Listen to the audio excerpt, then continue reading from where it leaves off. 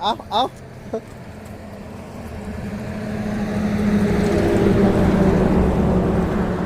คนซ้ายไปให้ไอ้สร้างพี่น้องไงเนาะยามเช้า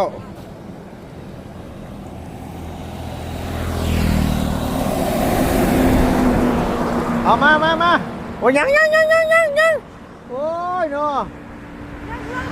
เลยมาวันนี้มา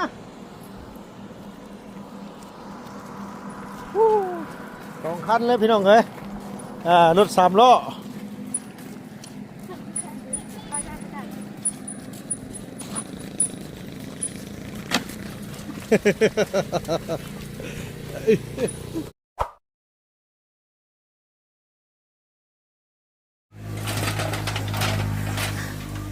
โอ้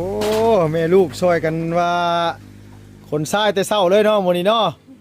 สบายสากมากเลยโดยสวัสดีหน้ายังบ่ทันได้ล้างทำหน้านี่เบิ่งคนนี่เนาะโดยบ่กล้าใกล้หรอกพี่น้องเอ้ยเพราะว่าแขวบ่กระทันได้แต่งซ้ํบ่จักเบิ่งนี่ซอยกันกับลูกสาวนะสวัสดีเด้อแต่กิ๊กเด้อสวัสดีเดี๋ยวยามเช้ามาซอยแม่คนซ้ายพี่น้องเอ้ยเอาไปเทื่อน้อยๆก็ได้แล้ว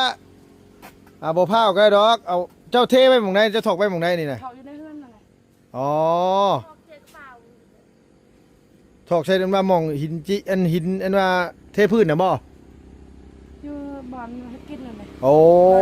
บ้านโดยบังจอดรถโอเคโดยรอเลยเว้านี่ไม่ได้รอพี่ยะไปพี่ชนล่ะไงบ่ไปเอาใส่หน่อยใส่ลายเมื่อกี้นี่นะแล้วว่าเอานี่กระรอกตัวนี้ตัวออกมากี่นี้นั่นน่ะ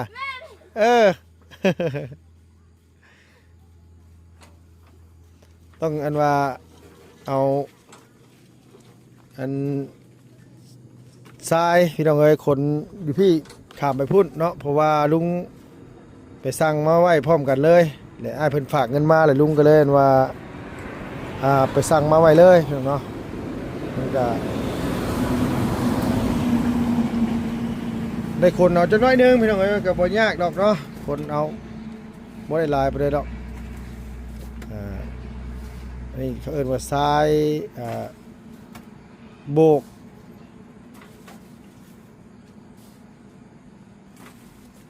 ทรายละเอียดพี่น้องทรายงามอยู่พี่เนาะ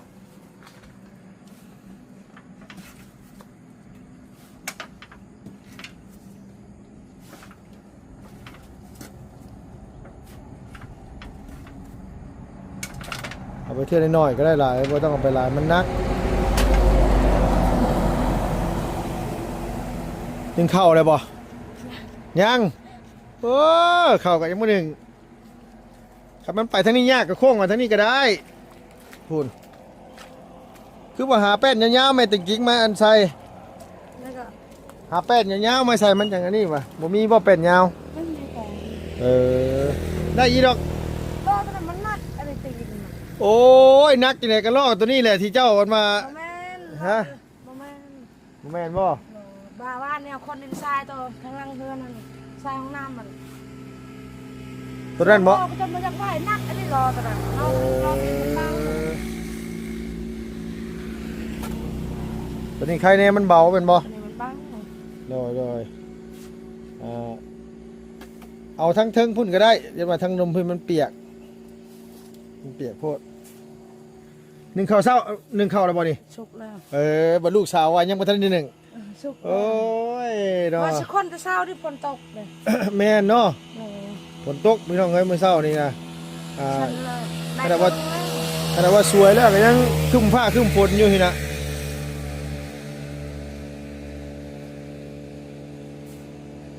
พอแล้วแต่ว่ามันนักจังหน่อยหั่นเอาคมเหกเต็กๆตัวเองแล้วเจ้าน่ะมือได้พอแต่งกิ่งมา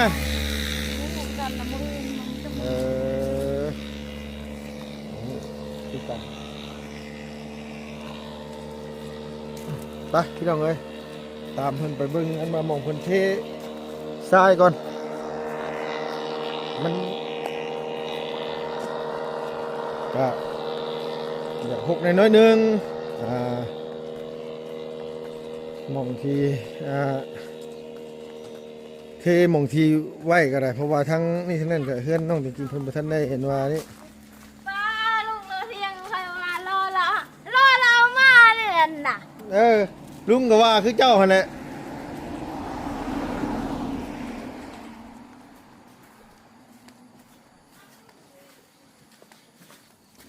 ใส่หลายมันก็นักแหละ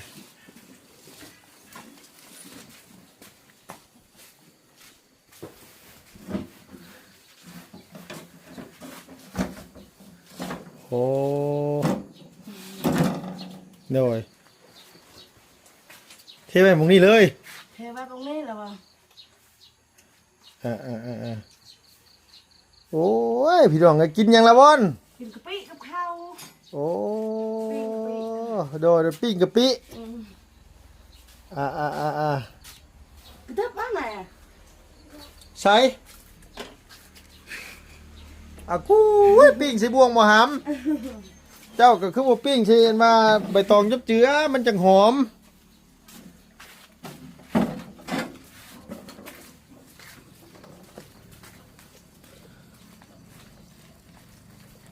บ่พาคนลายปานใดก็ได้แม่นแต่กินเลย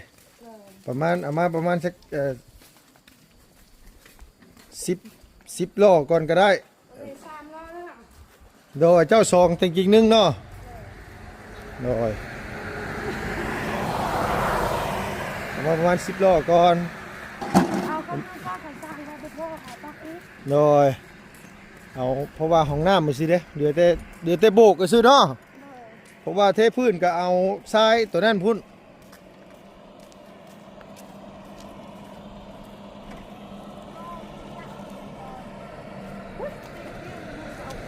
อ้าวเร็วได้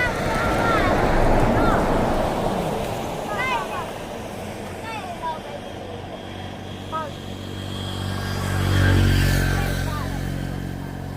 ตรงนี้เพื่อนกระดอกนะป้อนอะไรแต่จริงนี่ก็เว้าแล้วเทิงเป็นเนาะแต่จริงเนาะตัวนี้ก็เนาะโอ้เอาระวังรถเลยเฮ้ยเอาปรุงก่อนมาชิมืนมาเลยนะลูก มันมื่นแท้ๆได้นี่นะพี่น้องเอ้ยนี่ก็ได้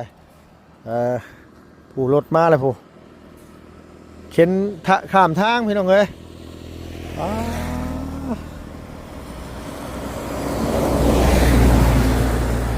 ไป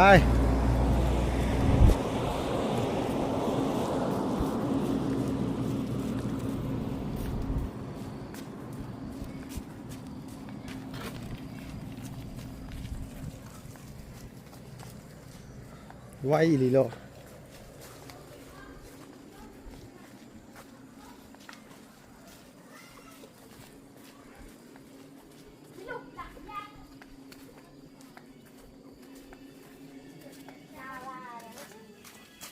เอ้า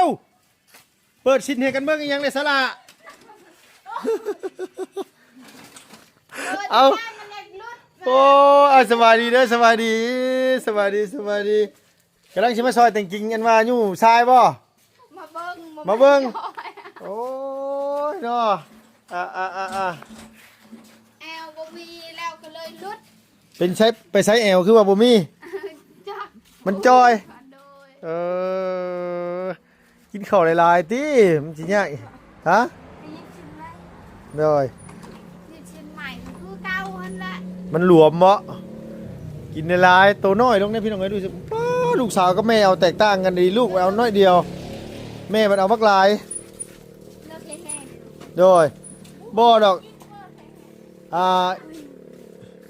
เฮ็ดใส่ลูกซื้อไปจักดอกอันนี้บ่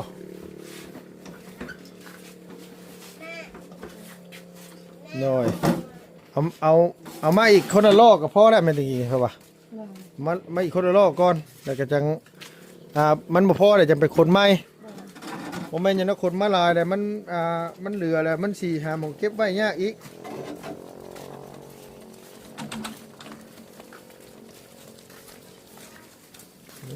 ลูกกับแม่ลูกถ่วมหัวอะไรพี่น้องครับบัดนี้มาตอนใหม่ๆเห็นยังลูกสาวยังบ่ได้ซ้ำแม่บัดนี้ลูกจนว่าใหญ่ถ่วมหัวแล้ว เบิ่งเด้อเบิ่งรถเด้อ เข้าบ้านไปเลย โดยเมื่อบ้านเจ้าน้อยข่อยสิไปเล่นไปซื้อบานพับมาให้ก่อนบานพับมันว่าประตูห้องน้ำมาแล้วโดยกับมันว่า แค่ลงทางบนเพื่อนเมียลงนะ ฮะ เขาเห็นนะคนลงทางบนเพื่อนเมียลงแบบ ตอนไหน เมียลงสกุล บ่ ถ่ายคลิปเนี่ยรถ โดย กินมาเลี้ยงในบูชีไซน์ สลาดนะเมาะ กินมาเลี้ยงอ้าวตอนเรานั่งแล้วก็วันนั้นเดี๋ยวมันก็กระทำ โดย ประเด็นเลี้ยงขี่รถลุงมาเดิมมาเดิมสิเมื่อบ้านพี่น้องเอ้ยมื้อนี้กะเพราะว่าเมื่อน้ำบ่เสียงเพิ่นว่าสิเมื่อบ้านมื้อนี้เนาะลุงก็เลยตื่นแต่เช้าแน่มาเอาจริงให้ก็คนบ้านนี่เลยเนี่ยเว้ย ฮะ อันนี้เป็นชายเนี่ยว่าไพ่สิแพ้เนาะถ้ากับคนแห่ใส่ห้องน้ำ โดยคุณแห่ใส่ห้องน้ำกับลูกก็ซอยอยู่เมื่อวานนี่ก็ได้ ใช่แต่ว่าเขาเมื่อยนะมื้อ โดยข้อเฮ็ดไปได้เฮ็ดเผาได้บ่จำเป็นต้องเผาไปนั่นก็ได้ดอกเพราะว่ามันนี่ เขาขึ้นมาสร้างบ้านนะเหมือนคนตก หืม คนมันรับมาตก โดย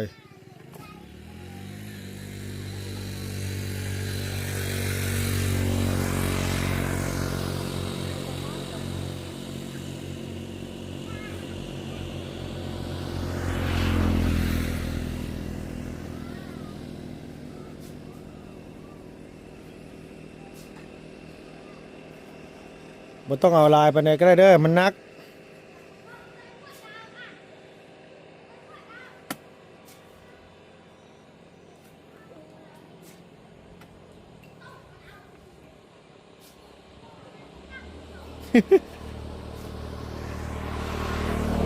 โอ้ยแม่บัดเอาคักเอาแน่เนาะแม่เพิ่น แล่ไปเลย ฮะ เอาวันนี้พัก โดยมาร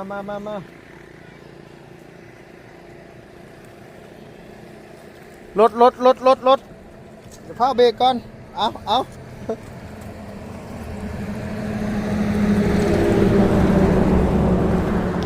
คนซ้ายไปให้ไอ้สร้างพี่น้องเลยเนาะยามเช้า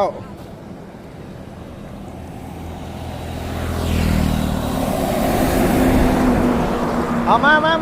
โอ้ยยังโอ้ยเนาะโดยมาวันนี้มา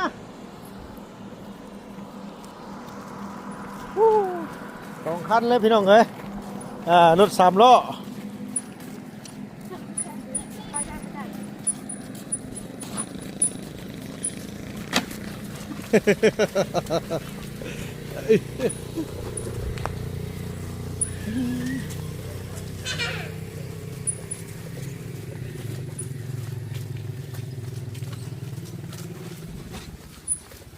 สั่งมา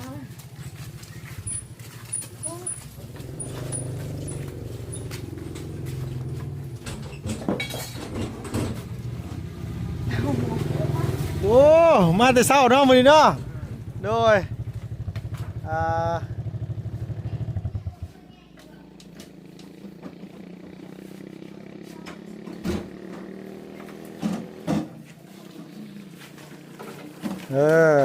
เอามาสำนีก่อนพ่อก่อนมาสร้างสำนีไงพ่อก่อนเนาะทรายเนาะพ่อก่อนเนาะพี่น้อยขนมาหลายบัดมันใส่บ่เบิดก็สิหาหม่องเก็บอีกแหละยากอีกแหละได้ยังให้ลูกสาวกินมื้อนี้ บริเกณฑ์ ฮะ ผมไม่บริไปหาไง โอ้โหโดย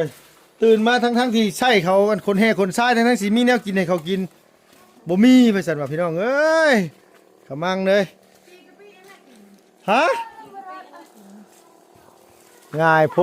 ดบอกอะไรกับจีกะปิกิน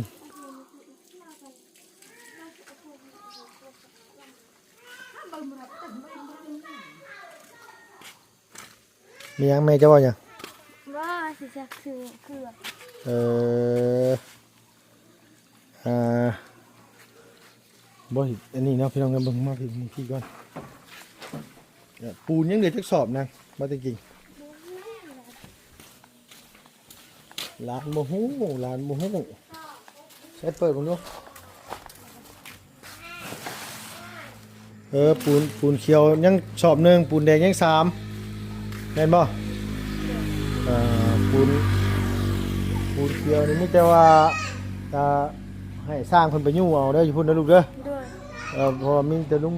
สิมาบ้านนี่มีแต่ว่าอยู่ในตารางเงินสาวของมีมีอยู่สอบหนึง ด้วย เอาอยู่หั่นสอบหนึงก็ได้คือขึ้นมาเอาอยู่พุ่นเพราะว่าขึ้นเอาอะไรมีแต่ว่าลุงสิบอกสาวของมีดอกกันว่าเพิ่นไปลื้อเอาอยู่หั่นเลยก็ให้เราปกไว้ดีๆปูนบ่แม่นหยังนอกหรือมันเปียกมันอันนี้มาหั่นโอ้ปูนแข็งมาหั่นพอแห้งอีแหละพี่น้องเอ้ยเนาะค่าเครื่องค่าของแพงๆซ้ำชั่วโมงนี่ก็ได้โดยตั้งไอ้สร้างเพิ่นเดี๋ยวมาพี่ก่อนนะไปหาสร้างก่อน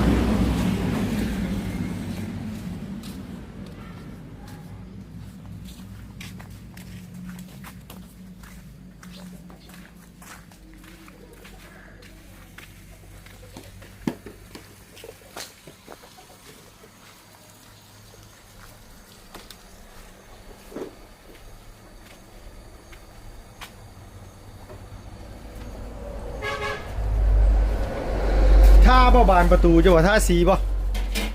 ท่าบ่สีบานประตู จะทากันนะ เนาะเอาสีหยังแต่จริง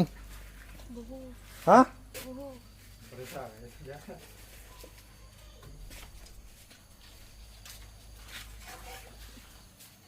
น้อยสิเนาะ คนหนึ่งกับบุษีเจ้า ท่าก็ได้บ่ท่าก็ได้ฮะ ทากันได้ บ่ท่าก็ได้บ่ท่าก็ได้ดอกเฮาว่า แล้วแต่แล้วแต่สิเจ้าป้าเนี่ย อ้าวคอยว่าคอยบูฮูว่าสิทายสิยังให้เลิกตั้งใจ โดยปองเอาปองกลางนี่ก็ได้มั้งน้องบ่าวเนาะเพราะว่ายันเวลาลูกหลานอาบน้ำเนี่ยยันมันกระเด็นใส่ยันมันเป็นอันว่าถือไม้ยันมันหลอกไว้นะทาไว้ก็ดีคือกันเพราะว่ามันอันว่าอันนี้สิได้ไปซื้อบานพับมาเลยก็สิซื้อสีมาให้ทาเลย ไอ้ สี สิเจ้าไป กำมือนะ อ้าวแล้วบอกว่าจะยา เอาแล้วแต่โต สิเนี่ยสิแต่ไอ้สิ เอาสิเฮือน อ๋อสีตับหมูเนาะ ด้วย สีตับหมูทา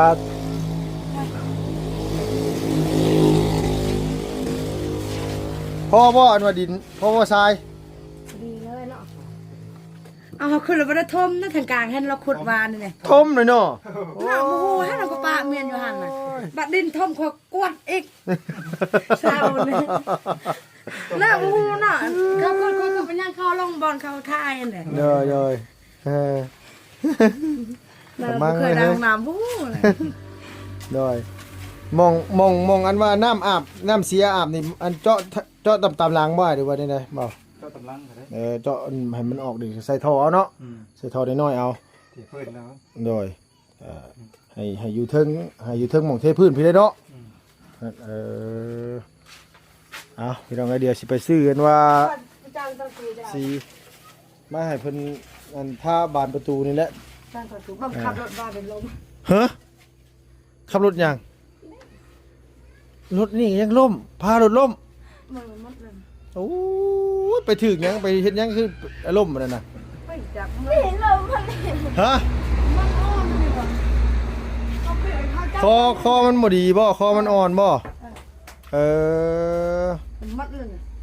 เรื่องธรรมดาของมันอ่อน ข้าสิเจ็บไปสิดอกข่อยว่า นี่จับอะไรนี่ช้ำมัน แนวมันแล้วนั่นน่ะโอ้ยล่มแห้งปานนั้นบ่ เคยพูด พอลูกมาจับรถเบิ่งชายมันอะไรมันแตกไปอยู่นี่ ล่มอยู่ใส่นะเจ้าว่าล่มใส่นะ สกี้